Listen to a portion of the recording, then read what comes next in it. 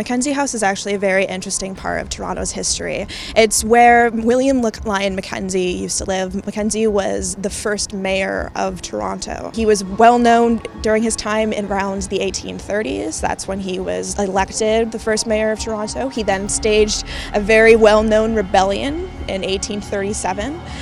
This got him actually kicked out of the country for a few years. He eventually came back a few years later, and he was given this house to live in for the rest of his life. He passed away there in his second floor bedroom, so maybe he did stick around. There's been some very strange things that have gone down in this house's history. People who used to live there used to see ghosts of men and women, but the lady of the house was definitely the more frightening of the two. One of the women who stayed at this house often used to see a female ghost floating above her bed when she woke up in the middle of the night.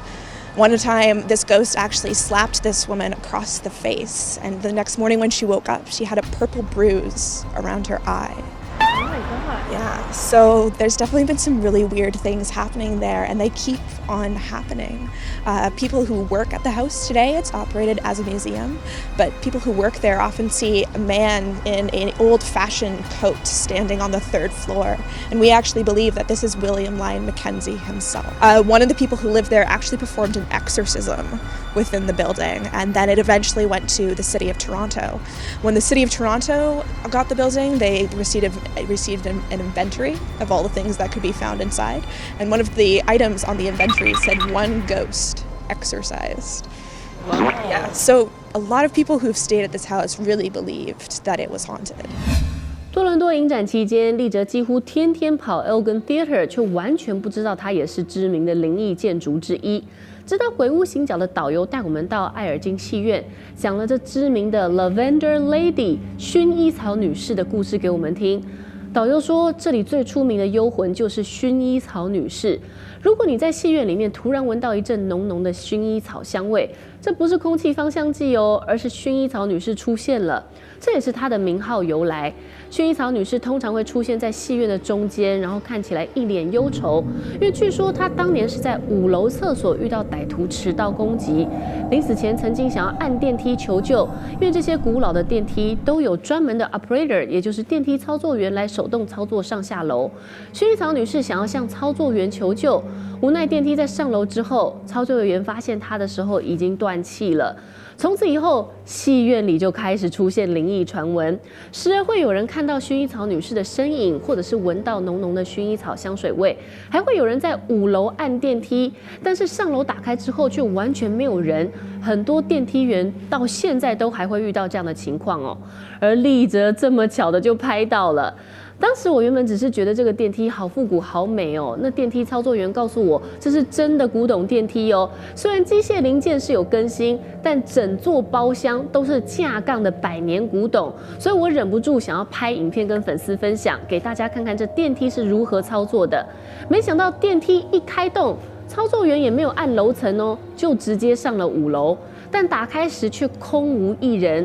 当时我们都没有想太多哦，但后来我听到这薰衣草女士的故事之后，很惊讶，自己竟然真的见证了这座戏院的灵异传闻。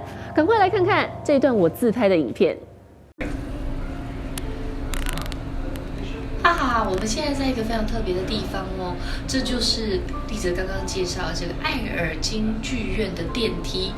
这个电梯并不是假的哦，这是真正的古董电梯。这个电梯呢是从 I've heard that this is built in 1913年，所以只有内装就是这些机械有更新，但是实际上的这整个外壳都是真正的古董，相当特别，就连电梯里面都有这种服务员 Hi sorry I'm speaking in Mandarin， 然后操作的方式也是用这个在这里 Can you show us like how to go to a different floor? We'll go pick someone up. Oh wow, awesome! Wow! 他想看到电梯在移动吗？天哪，立喆还是第一次坐这种超复古的电梯耶！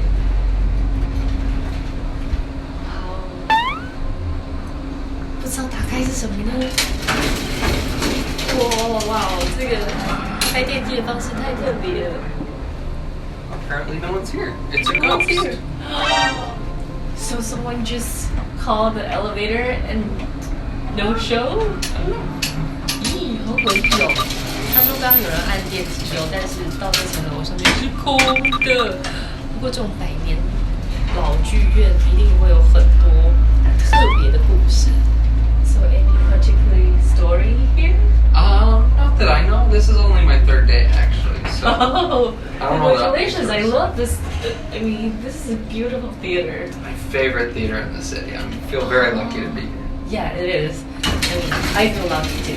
Thank you so much. Yay! Thank you so much for a little tour. No worries. Yay! Keeps the evening exciting. Thank you. 看到了没？这个剧院实在是太特别了。有没有超级复古的电梯？真的，我们现代人是绝对看不到的。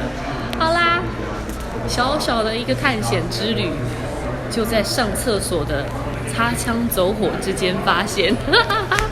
OK， 先这样子喽，拜拜。